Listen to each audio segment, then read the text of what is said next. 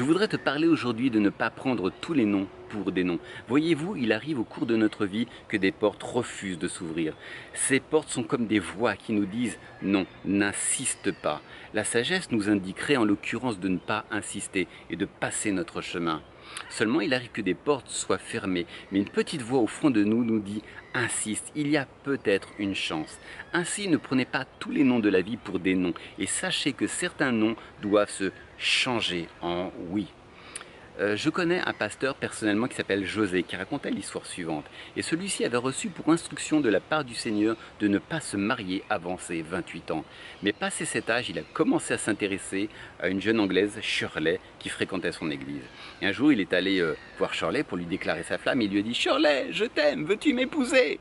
Et celle-ci a réfléchi un moment et lui a dit « Non ». Puis finalement, il est allé plusieurs fois la voir pour lui faire sa demande en mariage et systématiquement ses demandes étaient soldées d'un non. Puis finalement, un jour, cette jeune femme a décidé de rentrer en Angleterre pour quelque temps et José lui a passé un ultime coup de fil. Il lui a dit « Shirley, est-ce que tu accepterais que je passe te voir en Angleterre ?» Et celle-ci lui a dit « Pourquoi pas, si tu veux ?» Et là, José s'est dit « Oh oh !» C'est pas tout à fait un oui, mais c'est plus tout à fait un non. Il y a quelque chose qui est en train de changer. Et finalement, il est allé la voir en Angleterre, il a commencé à lui faire la cour. L'histoire est longue, je ne vais pas rentrer dans les détails. Mais finalement, cette femme a fini par lui ouvrir son cœur. Et aujourd'hui, ça fait à peu près 17 ans qu'ils sont mariés, ils ont 2 enfants et ils servent le Seigneur à plein temps dans le ministère. Et cette femme a dit la chose suivante: j'ai vu que c'était un homme qui ne lâchait pas, qui n'abandonnait pas si facilement. C'était un homme déterminé. Et j'ai compris que la détermination qu'il aurait pour gagner mon cœur était de la détermination qu'il aurait pour conduire notre famille et notre couple au top.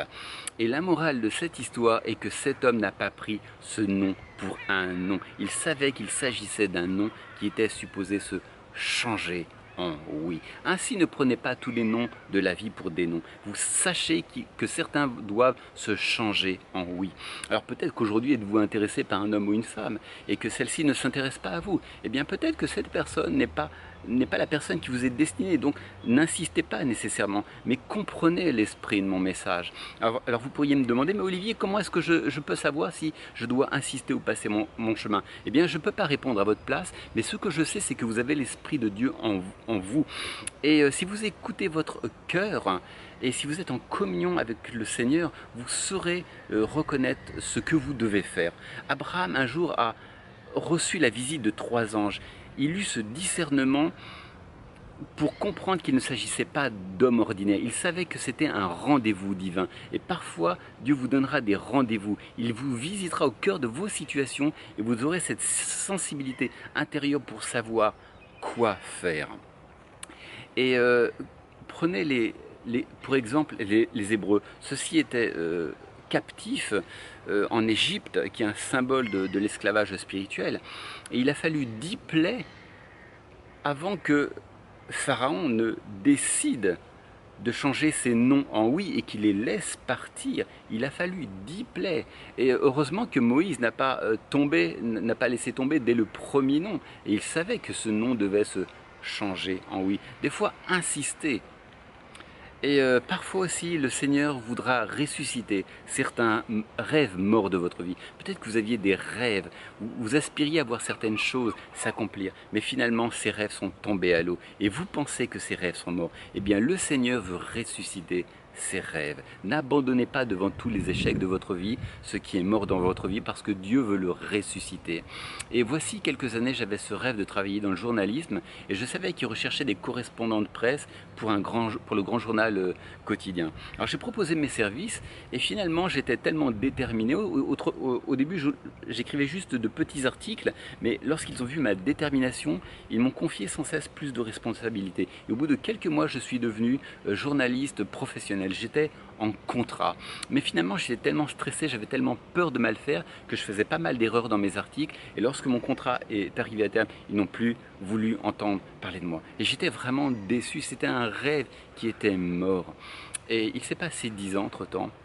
Et 10 ans plus tard, un jour, j'ai ouvert le journal par hasard, enfin par hasard avec un grand D, et je suis tombé sur une vieille photo de moi qu'ils avaient publiée. Et c'était comme si le Seigneur me disait: tu vois, tu as encore ta place dans ce journal. Le fait de retrouver une vieille photo dans un journal qui venait d'être fraîchement publié, pour moi, m'a interpellé. Ça m'a indiqué que j'avais encore ma place dans la presse. Alors, lorsque mon contrat pour la Poste s'est terminé, j'ai retenté ma chance dans la presse et curieusement, ils m'ont accepté. Et ça veut dire qu'aujourd'hui, je suis à nouveau journaliste pour ce journal. Alors évidemment, il ne s'agit que d'une petite activité.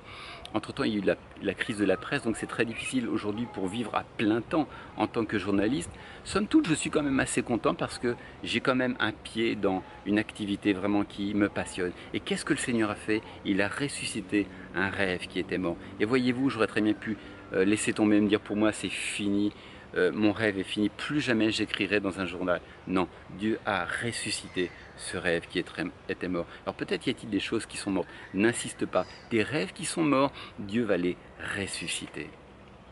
Et un autre point qui est vraiment extrêmement important, ne faites pas quelque chose dans votre vie parce que ça marche ou parce que ça ne marche pas. Peut-être connaissez-vous un échec dans votre carrière, dans vos rêves, mais ne les faites pas parce que les choses semblent mortes ou qu'il n'y ait pas de débouché, mais tout simplement parce que c'est dans votre nature profonde de les faire et parce que ces choses vous passionnent. Peut-être que vous aviez des ambitions dans le domaine des médias, dans le domaine de l'art, dans le domaine culinaire, dans le domaine sportif, dans n'importe quel domaine, mais seulement les portes semblent fermées. Eh bien, peu importe, faites-les parce que tout simplement c'est dans votre nature profonde. Nous agissons en fonction de qui nous sommes et non pas en fonction des événements positifs ou négatifs. Et Sylvester Stallone, avant qu'il ne soit très connu, qu'il ne devienne le grand acteur, le grand cinéaste qu'on connaît aujourd'hui, il y a une période où il était pauvre. Son appartement était si petit qu'il pouvait ouvrir la porte d'une main et fermer la fenêtre de l'autre tout en restant assis dans son lit.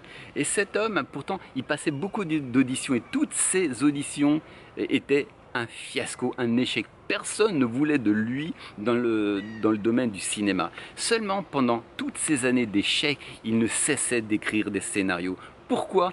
Parce que c'était la seule chose qui le passionnait dans la vie. Et je suis sûr aujourd'hui que s'il n'avait jamais percé dans le cinéma, du haut de ses 70 ans, il écrirait toujours des journalistes. Pas des journalistes, pardon, mais des scénarios. Et un jour, bref, il a passé une audition, une ultime audition qui, une fois de plus, a été un échec.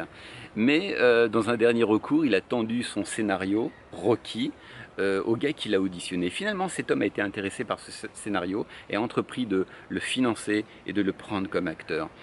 Et finalement, Rocky est devenu le carton planétaire et suite à ce film, Stallone est devenu l'immense star qu'on connaît. Mais la morale de cette histoire, c'est que Stallone écrivait des scénarios même si toutes les portes étaient fermées. Peu importe qu'on veuille de lui ou non, lui, la seule chose qu'il savait faire de sa vie, c'était écrire des scénars. Alors peut-être qu'aujourd'hui, tu es intéressé par le domaine culinaire, eh bien peu importe si tous les restos de la Terre te refusent, fais de la cuisine parce que fondamentalement, tu as ça dans ton ADN. Nous agissons par passion et en fonction de qui nous sommes d'un point de vue naturel ou spirituel par ailleurs. Et un autre point, parfois vous aurez des doutes au sujet de ce que vous faites, mais continuez à le faire. Ce que vous faites aujourd'hui trouvera sens un jour. Steve Jobs racontait l'histoire suivante. Lorsqu'il débutait dans le domaine entrepreneurial, il a commencé à se passionner par la calligraphie. Il a eu des doutes, mais pourquoi est-ce que je m'intéresse à la calligraphie? Qu'est-ce que ça va m'apporter dans la vie? Et des années plus tard, lorsqu'il a commencé à fabriquer des ordinateurs, ses ordinateurs Apple, il a utilisé toutes ses connaissances dans le domaine de la calligraphie. Et il attribue le succès de ses ordinateurs à ses cours de calligraphie qui étaient exceptionnels. Il s'est dit, j'ai eu des doutes, je me suis dit, mais est-ce que ça va vraiment m'emmener loin dans la vie de me passionner à la calligraphie? Mais aujourd'hui, ce pourquoi je me suis passionné a trouvé sens. Et un jour, ce que tu fais trouvera sens plus tard. Ainsi, ne doute pas au sujet de ce que tu fais parce que ce que tu fais un jour trouvera sens. Il y a quelques années, donc, quand j'ai commencé à rentrer dans le ministère, j'ai commencé donc dans une église congolaise. Seulement le pasteur et même les fidèles de cette église étaient tout le temps en retard. C'était l'heure africaine. Et moi, vous savez, en tant que Français, j'ai une horloge plantée dans la tête. Vous me dites là à 10h, je suis là à 10h moins 5, voire même à 9h30. Et pour moi, c'était une situation très difficile à vivre, ces retards continuels, parce que ça m'empêchait de construire des projets. Des fois, j'organisais des réunions, mais les gens étaient en retard, et j'invitais des non-chrétiens à venir. Et du coup, quand ils voyaient que personne n'était là, bah, ils partaient. Donc moi, ça m'empêchait de réaliser ces projets. Et finalement, je suis parti dans la paix. J'ai été envoyé par ce pasteur. J'ai quitté cette église en très bons termes. Mais donc, toujours est-il que j'ai dû quitter cette église et je me suis retrouvé sans opportunité de prêcher. Et je me suis dit, mais qu'est-ce que je vais faire de ma vie maintenant? Comment est-ce que je vais pouvoir manifester cette passion que j'ai pour communiquer l'évangile? Et je me suis aperçu que la seule chose que j'avais à ma disposition, c'était mon intérêt pour l'écriture et mon ordinateur. Alors j'ai commencé à rédiger des petits enseignements que j'envoyais par internet à des amis et notamment par le site enseigne-moi.com. Et un jour, il y a un jeune prédicateur qui est tombé sur mes prédications et qui cherchait un collaborateur, des pasteurs avec qui monter une église. Il m'a contacté et du coup ensemble, eh bien, on a monté une église. Et cette église aujourd'hui, eh bien, marche très bien. Et en conséquence, j'ai pu rencontrer des gens, j'ai été invité à tenir des conférences à l'étranger, j'ai écrit 3 livres quand même. Et le Seigneur ne cesse de m'amener à porter plus d'influence aujourd'hui dans le ministère. Et vous voyez comment est-ce que cette chose a commencé? Tout simplement avec un ordinateur et un intérêt pour l'écriture. Et à l'époque, je me suis posé la question, mais est-ce que ça va vraiment me servir à quelque chose d'écrire ces petits messages?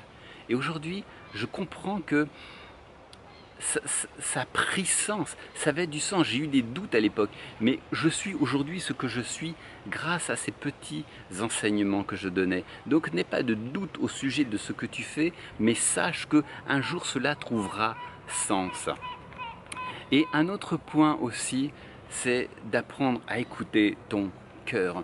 Et Steve Jobs, toujours dans une conférence qu'il a tenue à l'université de Stanford en 2015, il disait cette phrase, alors c'est pas la phrase exacte, mais en substance il disait la chose suivante. Ne laisse pas le brouhaha extérieur étouffer la voix intérieure. Il y a beaucoup de choses qui te diront, mais ça va jamais marcher, mais c'est pas possible, mais au fond de toi, tu sais qu'une chose est bonne pour toi. Si tu écoutes ton cœur te dira ce que tu dois faire. Ainsi, écoute ton cœur malgré l'opposition, même si ça ne marche pas. Fais une chose parce qu'au plus profond de ton cœur, tu sais que c'est la chose qui te convient. Tu sais que c'est la chose qui est bonne pour toi. Quand tu écoutes ton cœur, tu sais quoi faire de ta vie. Il y a des rêves dans ta vie qui ne demandent qu'à prendre vie. Donc, quand tu as des doutes, écoute ton cœur et ne laisse pas l'incrédulité environnante t'arrêter.